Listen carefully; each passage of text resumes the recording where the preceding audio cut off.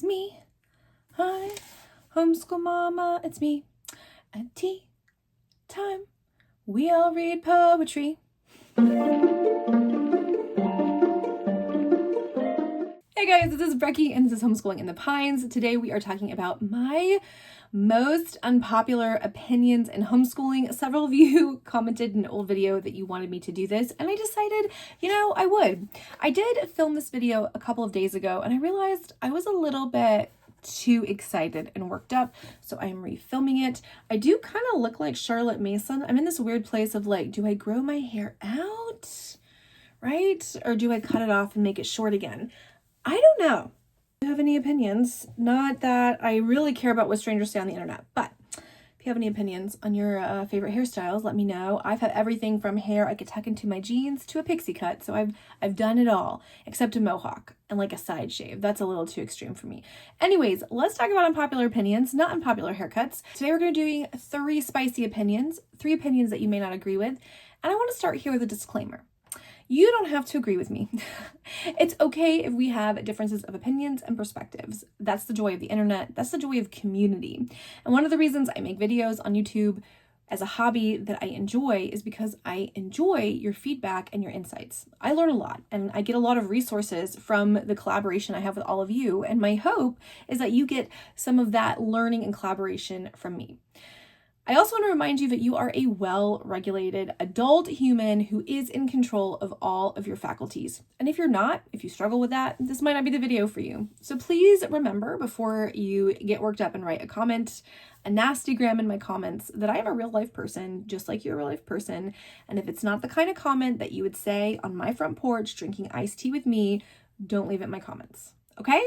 So if we can have some words of civility, even when we disagree, we can be doing well and we can be modeling the best course of action, the best self-regulation, the best response to challenge. We can model that here on the internet, the same skill we're trying to teach our kids. Disclaimer done. Let's talk about some spicy opinions.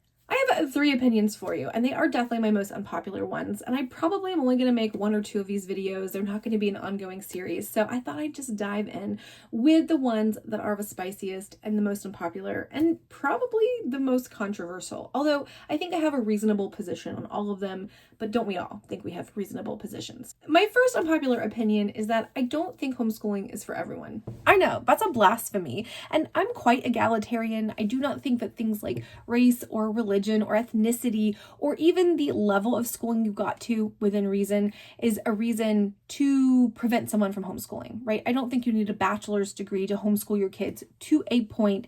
I will argue that high school level math and science, to people who don't understand it, you're doing your kids a disservice. But that's what the internet is for, and co-ops and all that great stuff.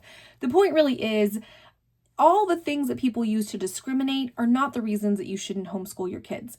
The reason I say homeschooling is not for everybody is that not everybody has the temperament for homeschooling. Now, it goes without saying that if you don't actually like school, you probably shouldn't homeschool your kids, right? Like, you probably shouldn't homeschool if you didn't actually like school. You need to be someone who enjoys the active education, who enjoys lesson planning, who enjoys putting forth knowledge in front of your kids and inspiring them to cultivate their own knowledge. But I know for a fact, because I grew up with a girl in Alabama who was homeschooled, that not everybody who homeschools actually likes school. She grew up in a situation where homeschooling kind of became a thing. This was way back in the late 90s, and her mom realized she could pull her daughter out of school, and her mom was so paranoid about her kids getting pregnant in school that in middle school, before middle school, she took them out of the public school system and kept them home through high school. Her oldest daughter was already kind of a book nerd and she was fine, but her second daughter wasn't. And so this young girl, who I will call Kate, that is not her name, but Kate graduated from homeschool functionally illiterate. She was reading at about a 4th grade level because her mom didn't make her do anything. There were no rules, there was no testing. She wasn't encouraged to do anything. She would do chores around the house and then she'd play on the computer all day. That was it. And that parent shouldn't have homeschooled because she doesn't like school, right? She doesn't actually enjoy school. So you shouldn't homeschool if you don't like school. You shouldn't homeschool if you don't have the temperament for homeschooling. This is the other side of that. There are a lot of people who want to say anybody can homeschool. You are loving your kids more if you homeschool. Homeschooling is for everybody. No, it isn't. If you don't have patience, if you don't have the ability to be in self-control, if you have trauma that means you have a lot of triggers, if you are not somebody who is a well-regulated adult, you don't need to be homeschooling. You don't need to be schooling, to be honest with you. Homeschooling is a lot of work. It's a lot of emotional work and mental work, and it can really fray on you if you are not super organized and you're not really into it. If you aren't really good with managing your emotions, being around your kids when they're whiny and tired all day, every day with this sort of unrelenting schedule can make you snap, and it can make you very reactive to your kids. So if you are someone with unresolved trauma, if you are someone that does not know how to be self-regulated, don't homeschool your kids. Don't do it. Send your kids to school with adults who've gone through 4 years of college and probably a fair amount of therapy to teach your kids. Seriously. I think that we give all teachers a bad name because there are bad teachers, but in the United States, to be a public school teacher, unless you have a professional degree in certain fields, you still have to get a bachelor's degree. You have to go through 4 years of college. So those people do learn something. And some of it is a lot about self-regulation, right? I worked at a college. Self-regulation, practicing patience, their own techniques for dealing with unruly children. And you didn't get that learning, most of us, when we had our babies. So I'm not a believer that homeschooling is for everyone. And I think it's a lie, and I think it's a myth, and I think it's unhelpful because we're not allowing the parents who are considering homeschooling to meaningfully discern if homeschooling really is the right choice. Do you really have the temperament to homeschool? Are you disciplined? Are you well-regulated? Are you patient? Are you creative? Are you, do you have the fortitude to keep at something like homeschool? Not everybody does, and we've got to stop pretending that it is for everybody. We community school, and we've been community schooling for literally centuries because not every individual family has the right temperament for homeschooling. Okay, I couldn't handle my hair being up anymore, so we're back to it down. Listen, y'all, I'm not trying to be a gatekeeper and say that some people can't. I'm just saying some people probably don't have the temperament for it. And to continue to repeat the myth that everybody can homeschooling and homeschooling is for everybody is unhelpful. We should be offering meaningful discernment to say, what is motivating you to homeschool? Why do you want to? Okay, do you get really frustrated with your kids? Are you prone to having a short temper? Are you organized, right? Are you interested in doing the schoolwork? Do you like teaching? If the answer is no to most of those questions, homeschooling isn't for you. What is motivating your desire to homeschool? How can you address that in the community-based educations or options that are available? So I just really feel like it is a beautiful lie that we like to tell because we want to be egalitarian. And I am egalitarian in so many things, but there are temperaments that make people ill-equipped to be teachers of any kind, right? There are people who shouldn't teach anyone's kids, including their own.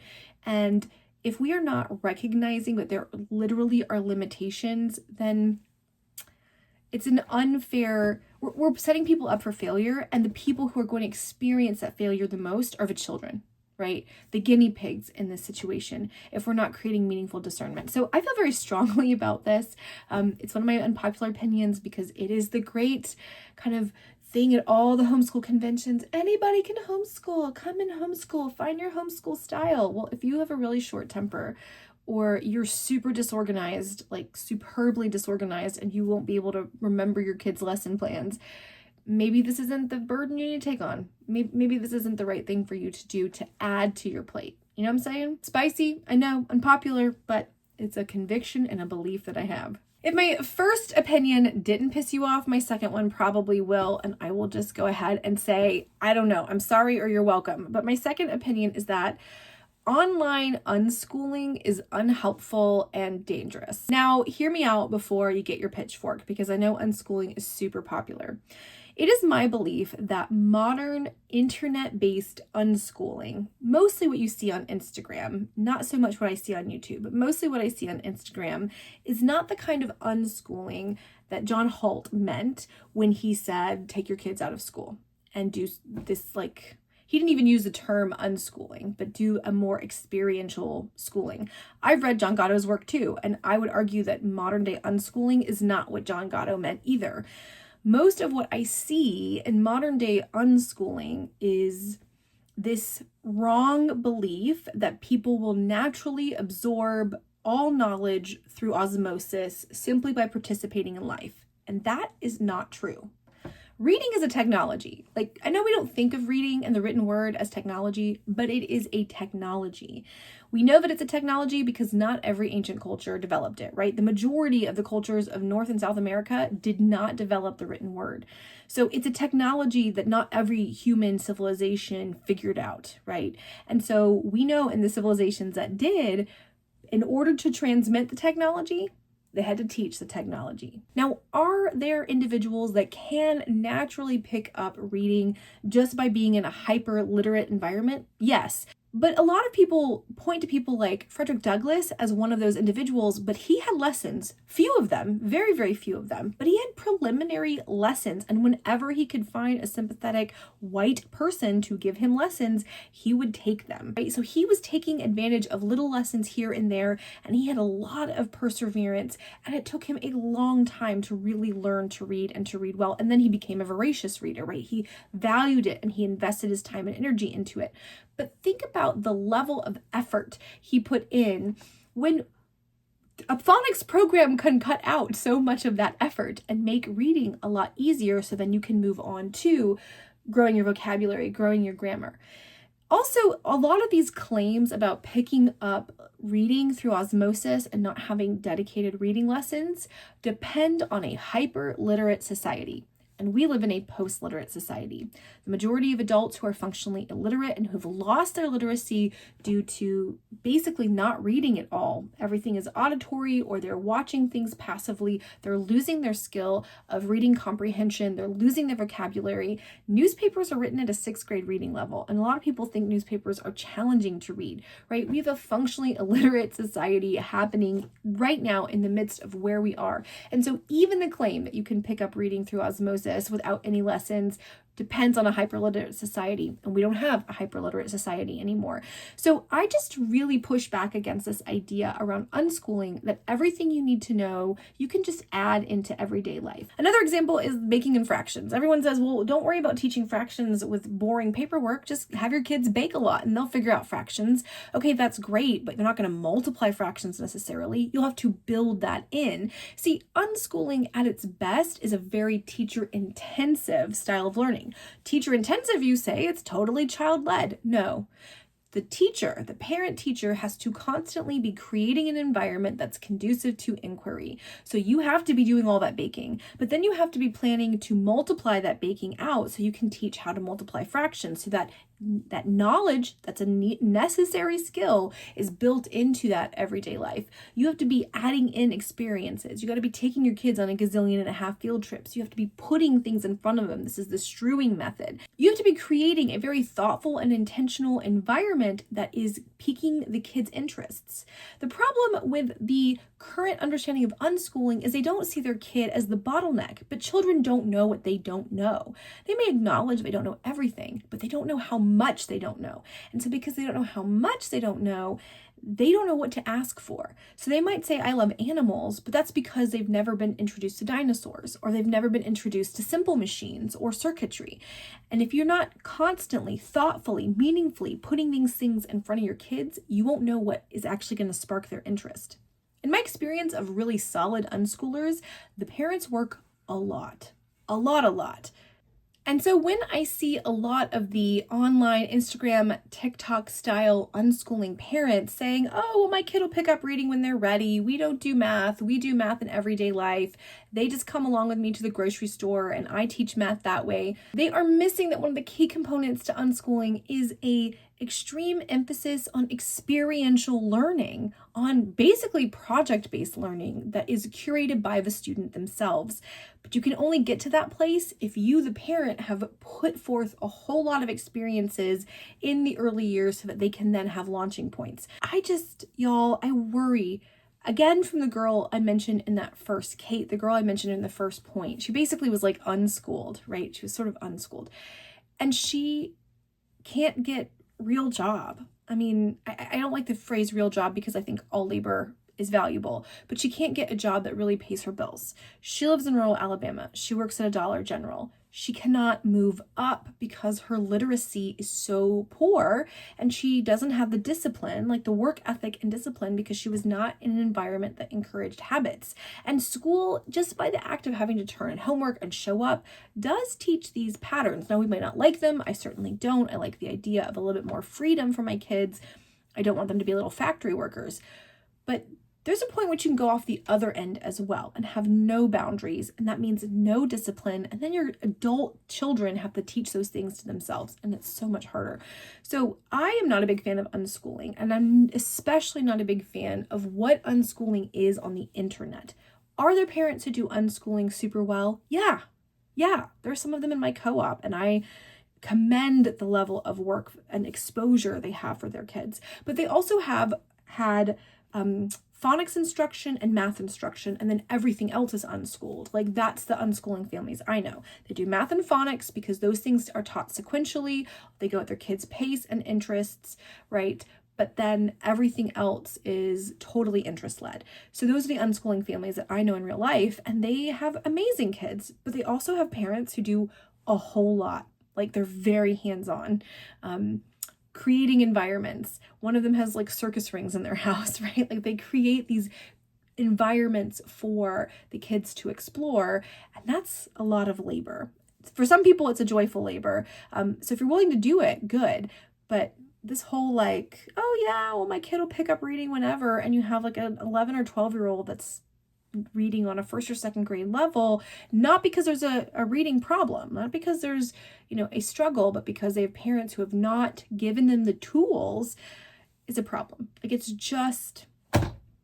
dangerous, and the people who are losing are the children, right? The children who become functionally illiterate adults that are going to struggle to have the kind of successes they want in life because their parents didn't equip them well. And they're going to have to work 2 or 3 times as hard to learn the same skills that they could have learned when their brains were more prone to understanding them, picking up language, picking up math skills, these things that are easier to pick up as a child than as an adult. Not against all unschooling. I'm against the aesthetic, the unschooling aesthetic online. It's a problem. All right, if you haven't got your pitchfork and you're not ready to tie me to the stake and light it with a match, let's move on to my third and final spicy opinion. Though, since this is a more secular environment and we're more of a secular community here, I don't think that you will be quite as freaked out by this. Like, I don't think that this is as spicy in our little niche as it is in homeschooling writ large.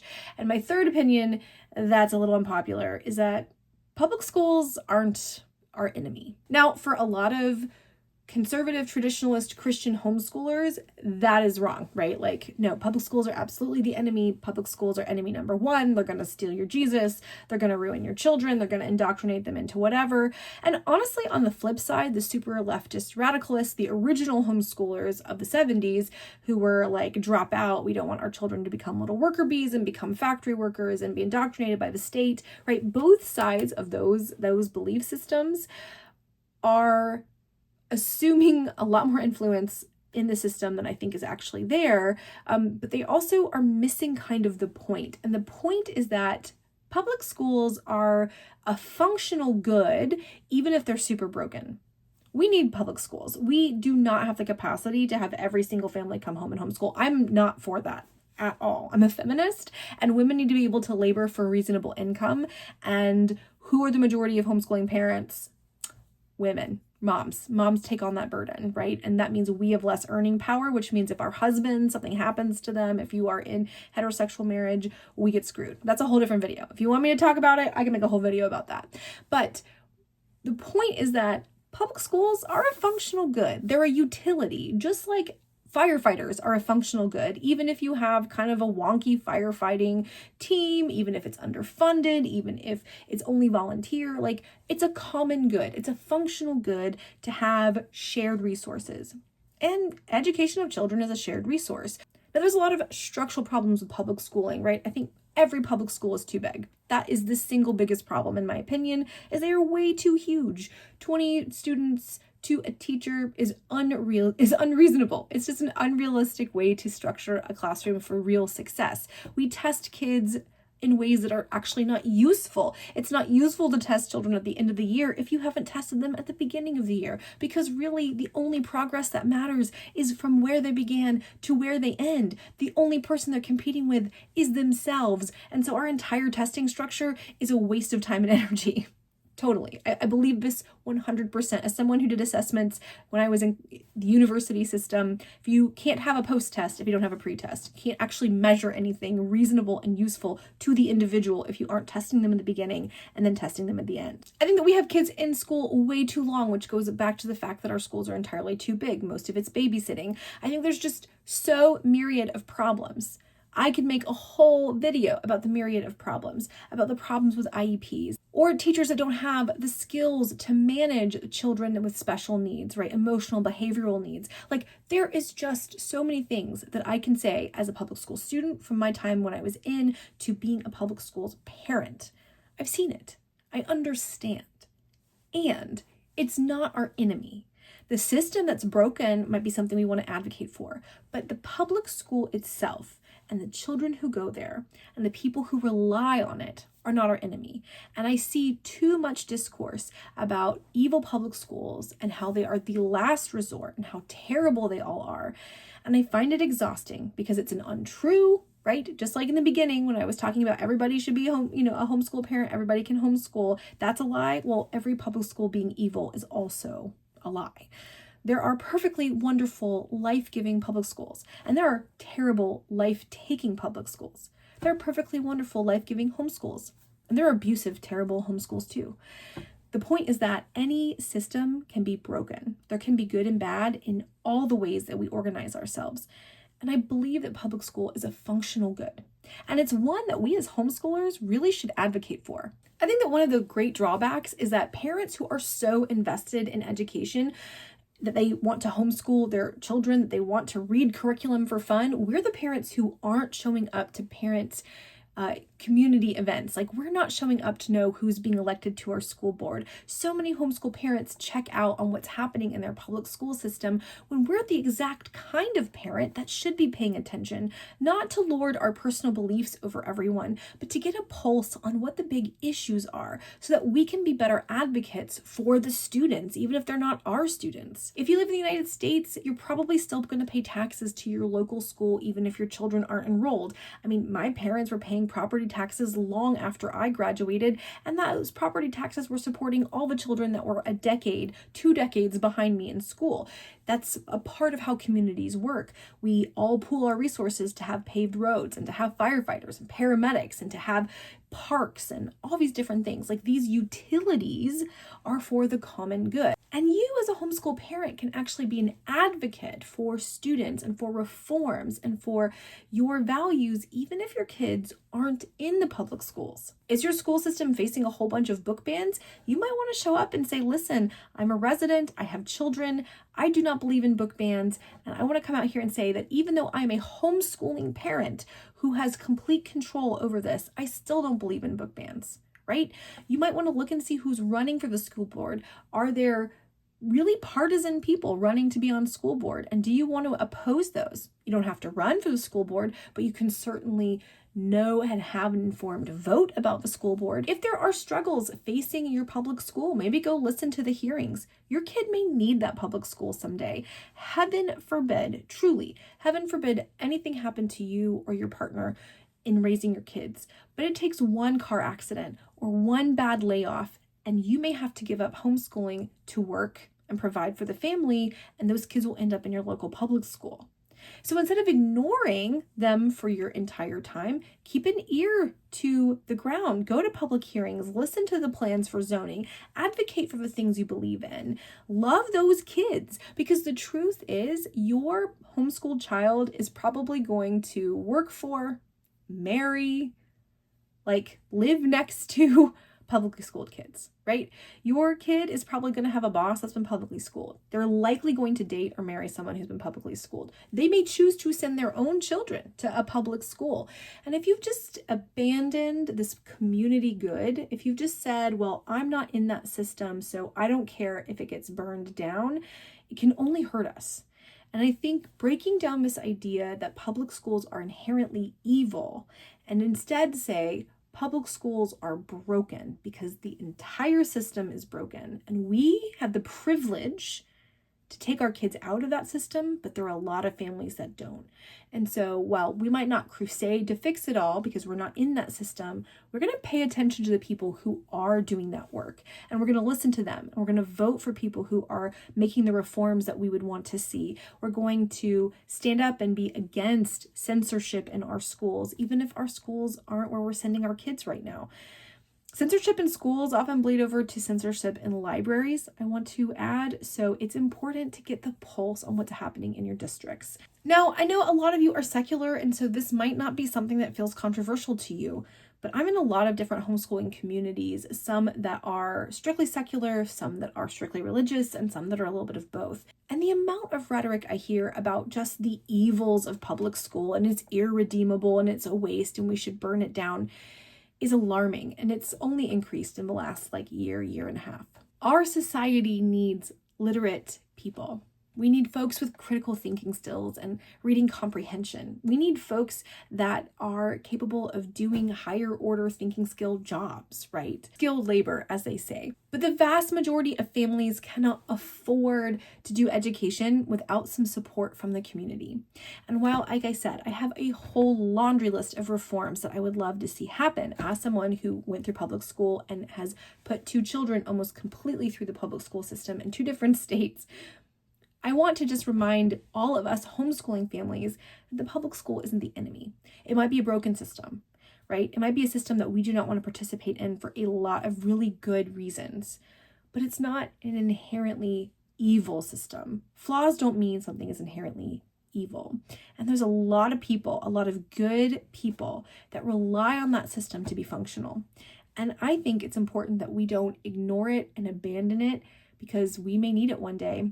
And our communities need us to be advocates for good reforms and better education for everyone's kids.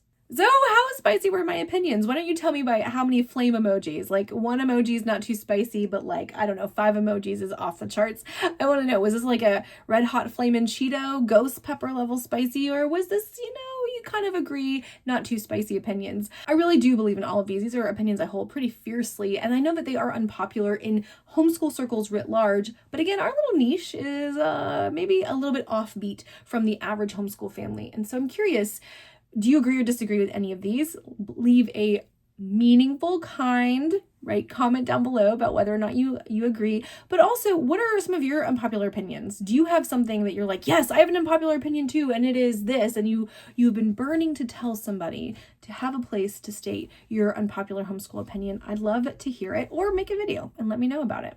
All right, friends, until the next one, bye.